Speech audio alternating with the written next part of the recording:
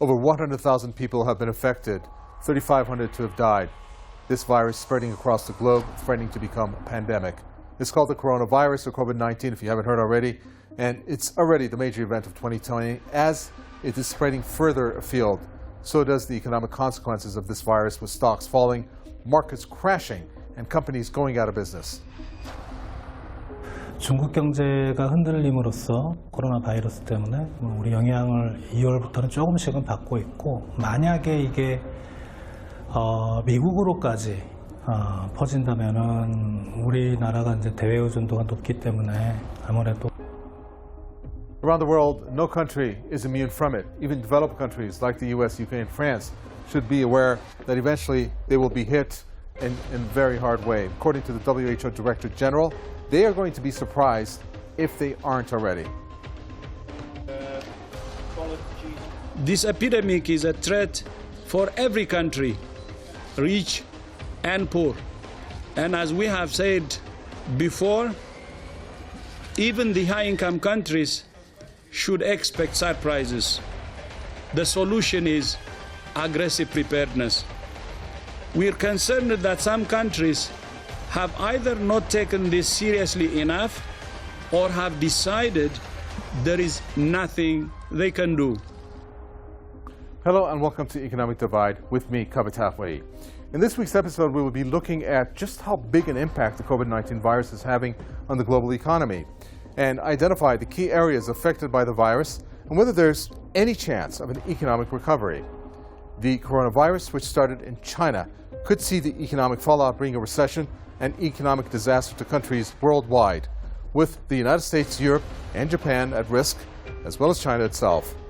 Now, figures suggest the total of $2.7 trillion lost worldwide, equivalent to the total GDP of the United Kingdom. One of the worst affected countries is the country of origin, China, which has seen its car sales plummet by up to 80%, with routine traffic down 85% and economic growth down to 1.2%, the slowest that it has been since records were kept.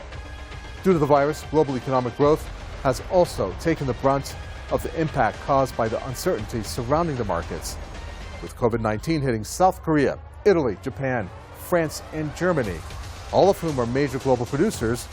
Global growth is now at 2.3%, down from predicted 3.1% for the year 2020. Now, should the virus have failed, or for the containment of the virus to fail, well, the virus will then be declared a global pandemic. Some are already calling it that. In that case, figures suggest global growth will hit 1.2% for 2020, with the U.S. potentially falling as low as 0.5%. And that means an economic crash and mass unemployment, both in the U.S. and around the world.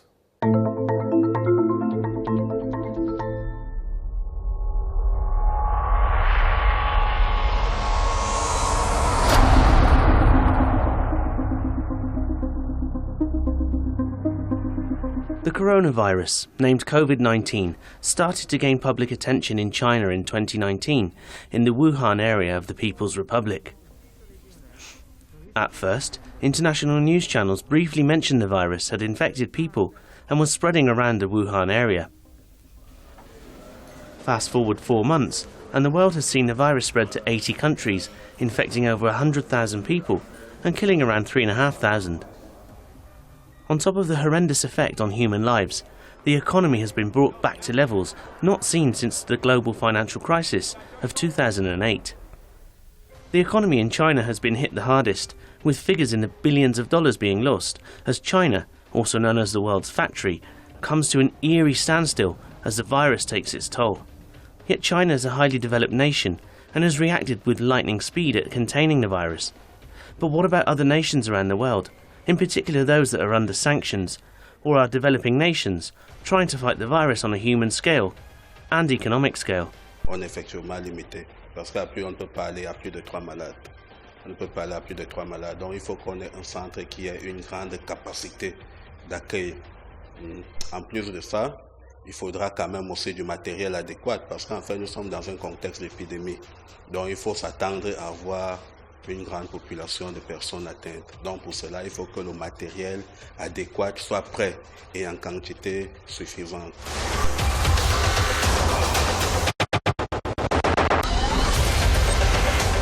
Iran has seen its cases of the virus spreading across the country.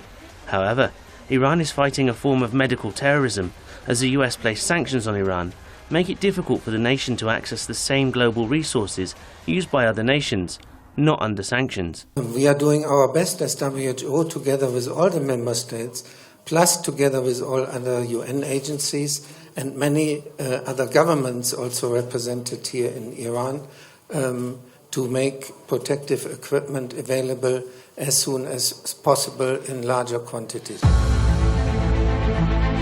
Yet in spite of the hardships Iran is facing, the progress being made by Iran and the World Health Organization is promising. We really do want to congratulate in particular the hard-working doctors and nurses and other health workers in the laboratories and elsewhere who really are doing tremendous work and of whom you should be very proud. Yet for Iran, like everywhere else in the world, whether under sanctions or not, there's still a lot more to do to finally contain the virus and the effects it has across the globe.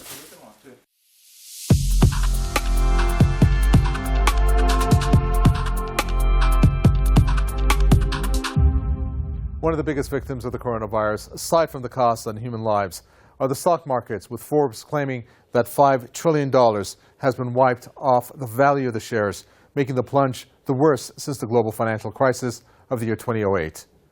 Well, the network CNN has even gone further, claiming that the virus has in fact knocked off $9 trillion worth of stock value, with global stocks markets around the world, like the Nikkei in Japan, the Dow Jones in the US, and the CAC 40 in France, and the S&P, all losing at least 3%.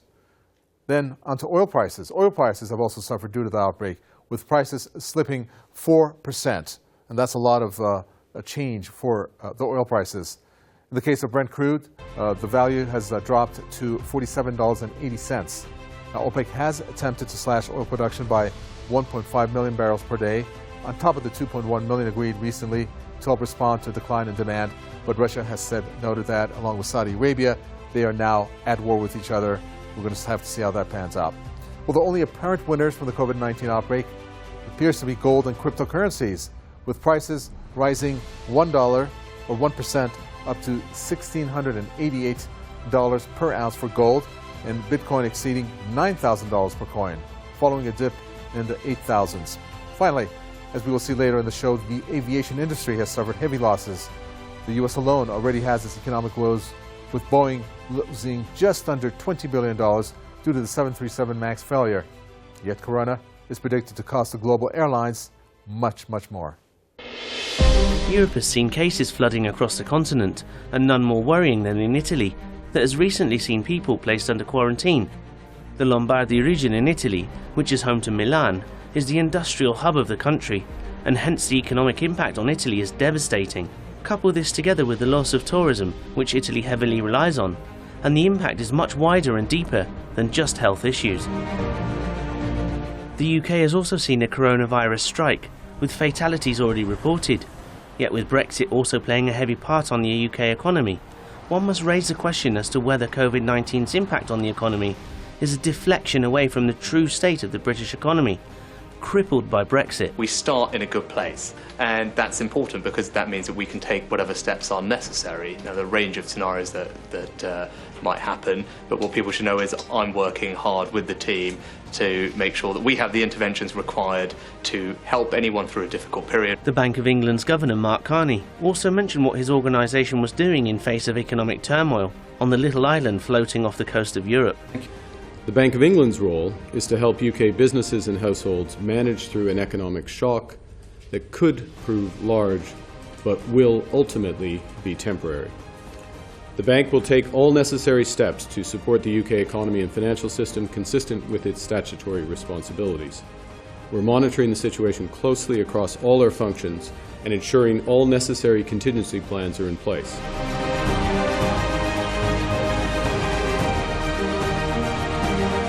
Small businesses are also suffering in the UK. Yeah, a new business owner just took the keys on Sunday, so it's all very new and hoping to open tomorrow. But you know, the town is quiet as it is, so you know, we don't need this really. Whereas all mention traits that are linked to the COVID-19 outbreak, one can't help but notice that written between the lines of the statements we've just heard is the fact that Corona came on top of an already spiralling economy caused by Brexit, and hence is solely making a bad situation worse for the British. What is sure is that the empty shelves in the supermarkets of Britain may now be due to the virus, yet with the prospect of failed trade talks between the UK and the EU, maybe it's something the Brits should start getting used to.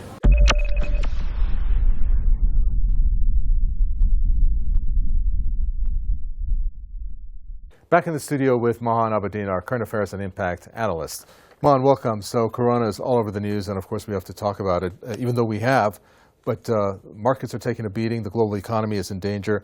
Give us your first assessment of how badly bruised the world economy is on this. Well, it certainly proved to be much worse than previously anticipated, because I think I was on your program about a month ago. We discussed this. It's got really big, and the spread has been quite dramatic. And I think one of the reasons we are feeling the effects now was because countries were slow to act. You know, countries in Europe, the United States, a very good example, they're still slow to act. And goodness knows how it will spread over there, you know, in terms of the communications there, the transport system, people moving around all the time. It'll get quite big. So yes, I think the impact has been huge, but I suspect it's going to get much bigger than this. Okay. Well, we're going to get to the States in a second. But the next thing that I'd like to talk to you about is China first, because we know that when China sneezes, obviously the whole world also catches the flu, so to speak. So they're taking a beating. Do you think they're going to be able to recover? At this point, I think the growth is now down to 1.2%. Well, one of the most striking things about this episode has been how quickly China got on top of this problem, you know, by isolating Wuhan, isolating Hubei province, and they've reached a stage now where the number of infections is very, very low, much lower than places like Italy and South Korea.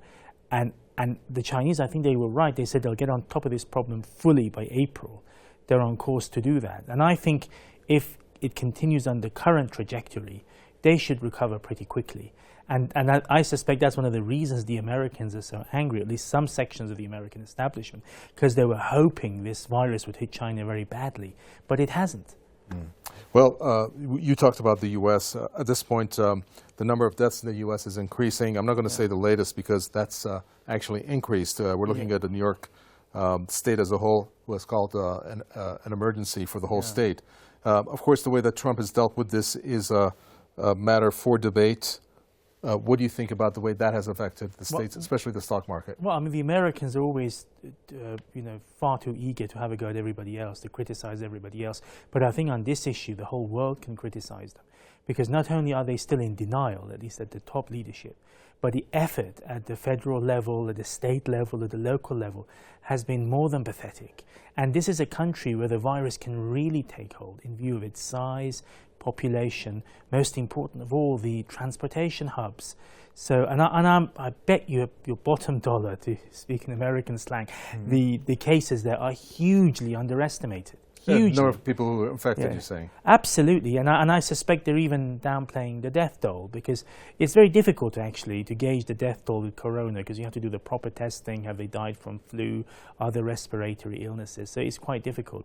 But anyway, in terms of the so-called COVID-19 disease, I suspect the Americans are playing it down. But it will come back to bite them. Okay, for sure. and finally and quickly, you know, we saw the stock market and the crash that it went through.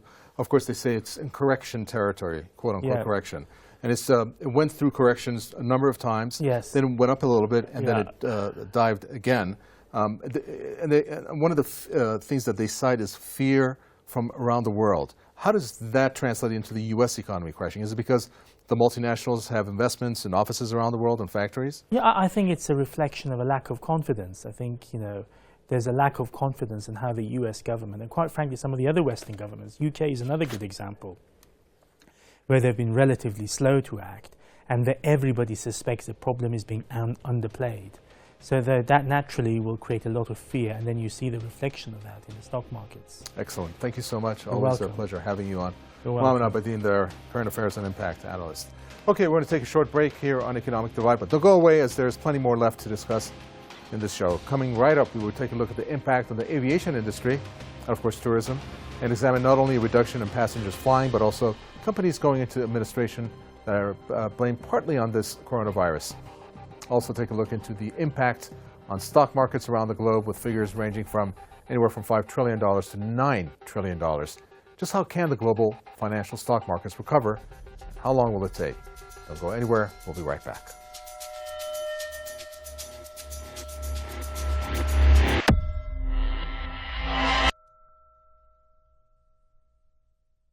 One of the industries worst affected in practically every country, if not every country, is the aviation industry, hence the travel industry as a consequence.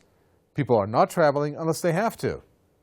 But in the case of the U.S., different story. The U.S. President Donald Trump thinks that is a good thing, since Americans, as he says, will not travel abroad, but will spend their money in the U.S.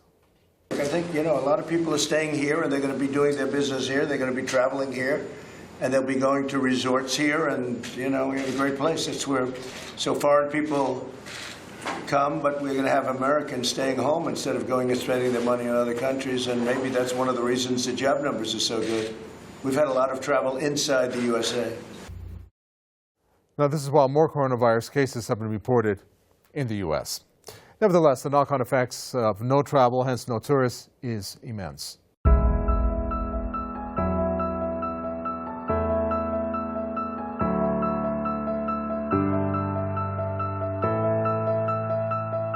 One of the worst affected industries is the travel industry, with airlines particularly suffering huge losses from the COVID-19 outbreak. We could see the effect on revenues exceed 100 billion, around about 19% of global passenger revenues. This would be a revenue shock equivalent to what was seen in the global financial crisis. So, this again is a serious situation facing airlines. Already, many large aviation companies have cancelled flights to and from China, and with air travel severely suffering in lack of paying customers, some aviation giants have had to reduce the number of flights or cancel routes altogether. We are going to have a very deflated booking environment probably for the next 2 or 3 weeks. Many in the aviation industry agree that the coronavirus has hit extremely hard, from Europe to the Americas, from Asia to the Middle East. All have seen a dramatic reduction in figures, contributing to the $100 billion losses. Yet for one particular airline in the UK, Exeter-based Flybe, the coronavirus, on top of extreme financial pressure brought on by Brexit, has caused the company to collapse. Well, we're all absolutely sort of gutted, really. Flybe, household name, people have been flying them for 40 years, and we really tried to do everything that we possibly could back at the turn of the year. And unfortunately, though, with the situation that's developed with Corona, an already weak company, I'm afraid just hasn't been able to survive.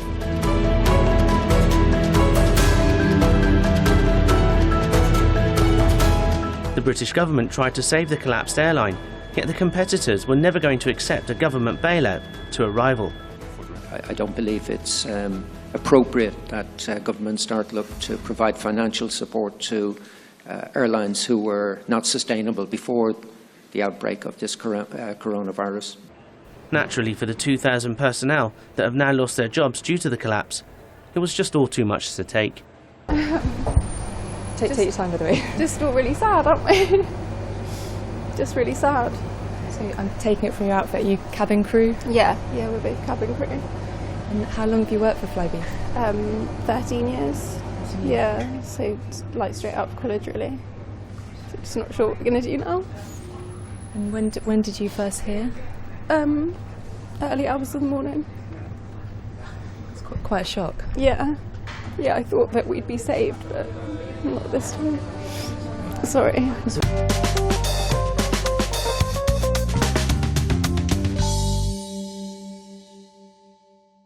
The coronavirus is already a difficult issue to deal with due to its devastating impact on human life.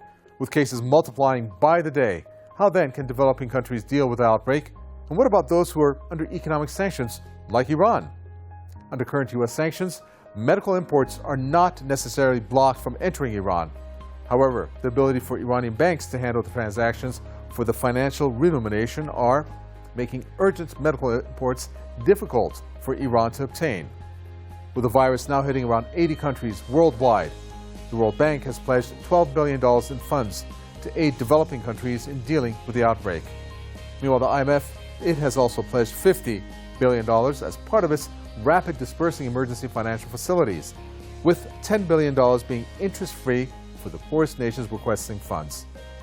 Yet deep down, it appears that in spite of a market crash, in spite of the risks to the health of people across the world, there are some people out there, be they individuals, countries, or organizations, that are using the corona outbreak to exploit those who are under pressure and use the virus as a political advantage against others.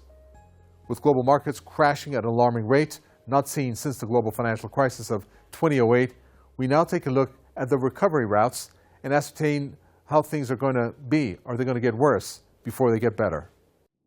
The 2008 financial crisis almost brought the world to its knees as the property mortgage and lending bubble burst, bringing banks and investment societies to a crumbling downfall.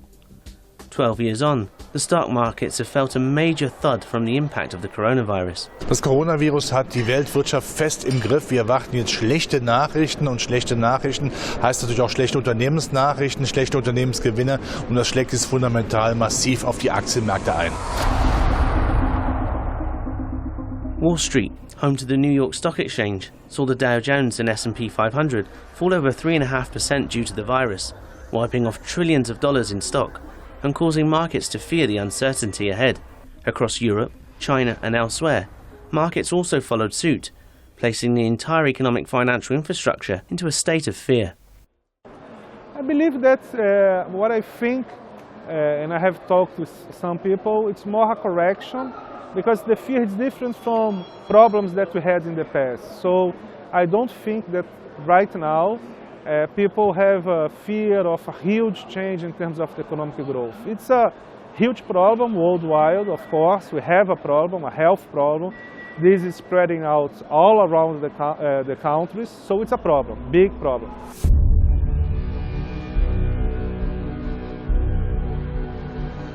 Central banks have also reacted to the outbreak of the virus by cutting interest rates, aimed at steadying the ship. However, this mercantilist approach to the problem feels more like a knee-jerk reaction to the outbreak rather than a well-planned and executed financial solution to the problem. Aside from the stock markets, the virus is also playing a large part in the political spectrum. With unemployment being such a major voter concern across the United States, could the impact of corona on industry see the US lose millions of jobs and a potential upset in the 2020 presidential race to the White House? Well, according to Trump, he seems to relish the fact that he should have been the one to deal with the COVID-19 virus personally, even suggesting that he should have dealt with this instead of running for president. I like this stuff. I really get it. People are surprised that I understand it. Every one of these doctors said, "How do you know so much about this?" Maybe I have a natural ability. Maybe I should have done that instead of running for president. Thank you, North Carolina. Thank you. Trump, do us all a favor.